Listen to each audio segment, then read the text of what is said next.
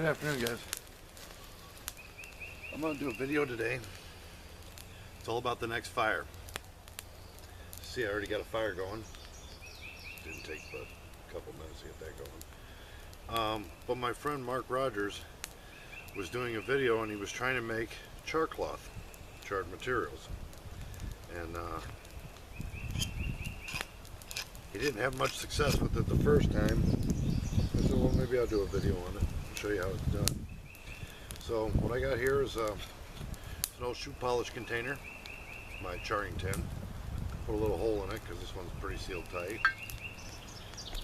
Everybody's got an Altoids tin or something, but I'll show you. This is how much char cloth I have. Alright, I got tons of it, but I'm going to show you how to make it, and then you can keep it for your next fire. First thing that we noticed when he was doing it is he said he bought some cotton material from a store. And I'm thinking, well, you know, why don't you just get a cotton t-shirt? 100% cotton. Has to be 100% cotton. So I'm going to show you this. Tag on this says, I don't know if you can read that, 100% cotton. Okay? And we're going to make little squares out of it.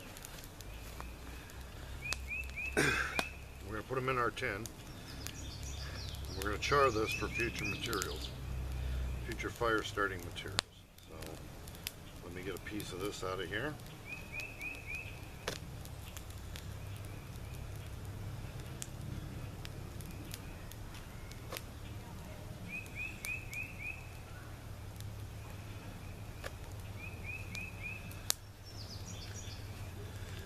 I like to make them about 1.5 inches square, so just fold it over, so we'll go this way,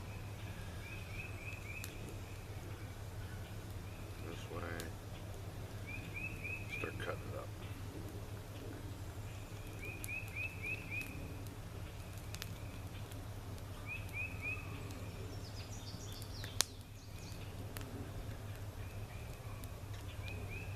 It's all about the next fire, having enough materials for your next fire, for char cloth, charred punk wood, what have you. So I like to have a good supply of it on hand, because you never really know. I can probably start 1,000 fires with what I got, but you know, if you're into the primitive survival stuff, this is pretty good for you. Then you just take them and you put them in your tin. Now he used a Altoids tin. He said he was told by somebody not to punch a hole in it. I think an Altoids tin does give room for air movement, but I put a hole in this one because that way I can watch the hole for smoke. Now we're going to put this in here. Put it right there. And we'll just watch the smoke on it. Oh, let me get you in close on this and see if you can see my tin here.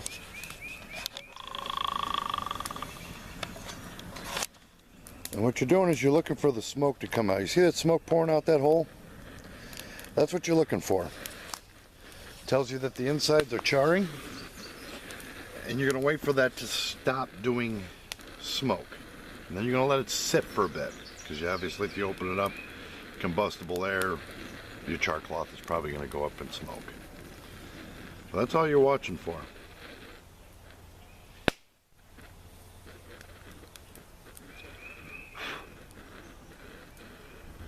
Try to edit out some of this length in here for you. And it's okay if you see a flame coming off the top of it, it doesn't matter. When all that's gone and you don't see any flame and you don't see any smoke anymore, it's time to take the tin out and let it sit on the side. And then we'll actually fire up a piece for you right out of this tin, so you can see that it does work with a flint and steel striker. We'll go from there.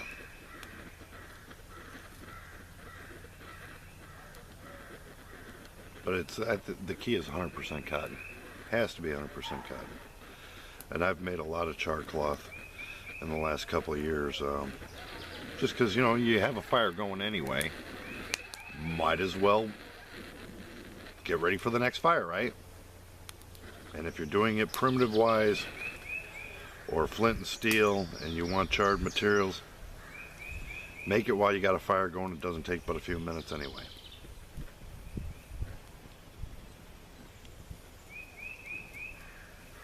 See, I see flame coming out of it, which is good. Those gases combusting. It's not actually like everything's on fire inside the container anyway.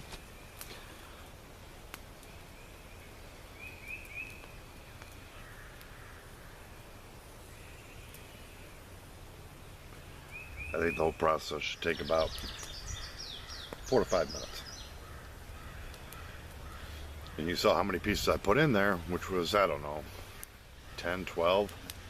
You could probably stuff that thing if you really wanted to. But I make probably about 10 to 12 every time I do it. Put them off in a different container. And then we'll fire up a piece to show you that it does work. It does, you know, catch real easy with flint and steel. Sorry guys, I'm not great on editing skills, so it is what it is. You see what you get, you know. I don't try to sugarcoat anything for anybody. So, see how the flame is dying out now? Not a lot of gas is left in there anymore, not a lot of material left in there anymore that isn't charred. And you wait for that fire to go out.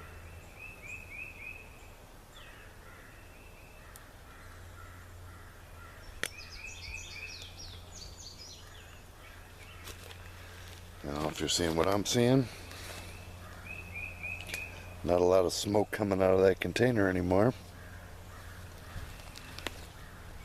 A lot of smoke going in my eyes, but not a lot of smoke coming out of the container.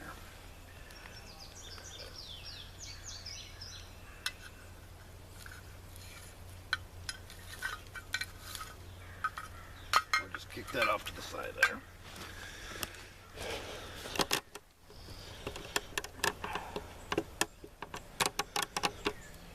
See, no smoke coming out. We're in its cooling off phase right now. Only because if you touch that container, you're probably going to burn your hands. So let it cool. Why you got a fire going? Alright, I don't want to take the camera off of it, guys, because I want you to see it from point A to point B. We're going to get you back over here. Get you on my stump here.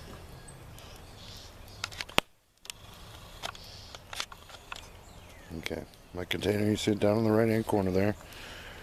Not smoking.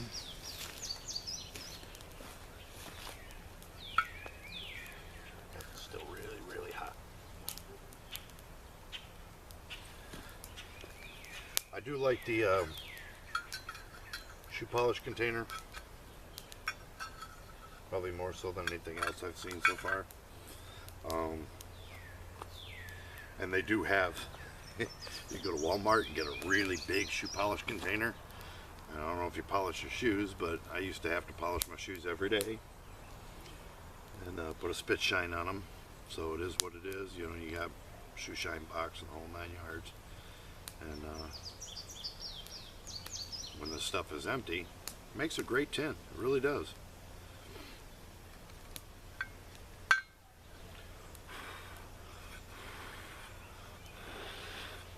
Okay, hot. It's still kind of hot, but let's open it up. And there's my charred materials. There you go. It's char cloth.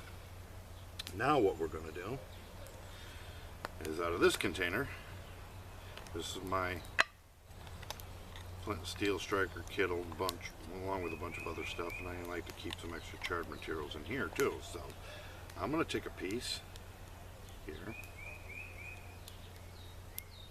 It's all nice and blackened. Put that off to the side. That can go in here because that container is done. And get this off to the side here. Piece of chert, which I was making into an arrowhead at one point. Let me show you. The whole point is to put this on an edge so that you're driving sparks down onto it. Shouldn't take a lot to do this. Take a couple of strikes and you should char it up or get it to start glowing. It should take a spark pretty quick. Gotta find a sharp edge here. Okay.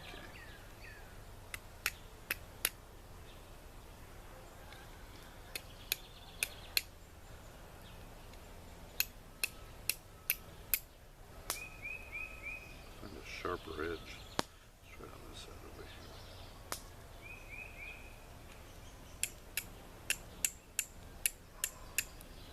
And there you go.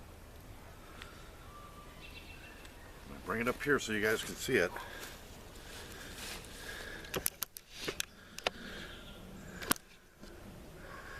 Okay, you see that glowing?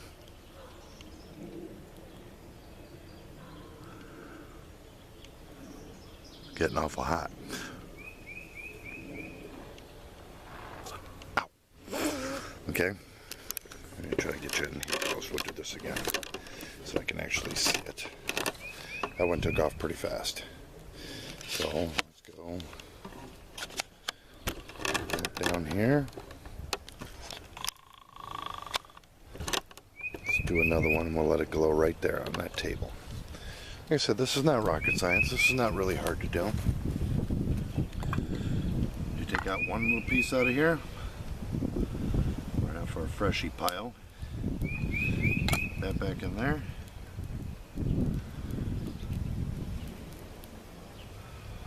And I like to fold it up. Put it right on the edge here. Drive a spark onto it. Let's find a sharp edge. Yeah, back edge of this is pretty sharp. Let's try it right here. Ooh, yeah, that throws a couple. And there you go. And here it is.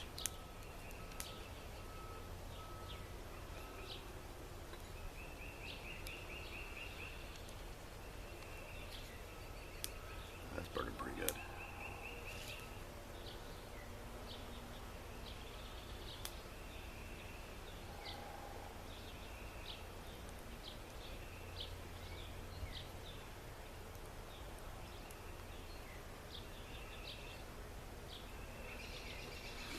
That burned up pretty good. You see, guys, it's actually still burning too. See, guys, it's not that difficult to make char cloth or charred punk wood. Punk wood is a little bit more interesting to make than char cloth, but 100% cotton, guys. And you'll have a fun time making fires primitively or what have you, if you wish to do that sort of stuff. Okay, let's top it off with a magnifying glass. Put the lid back on it, and there you go. We have that is my fire container. And then put these two together.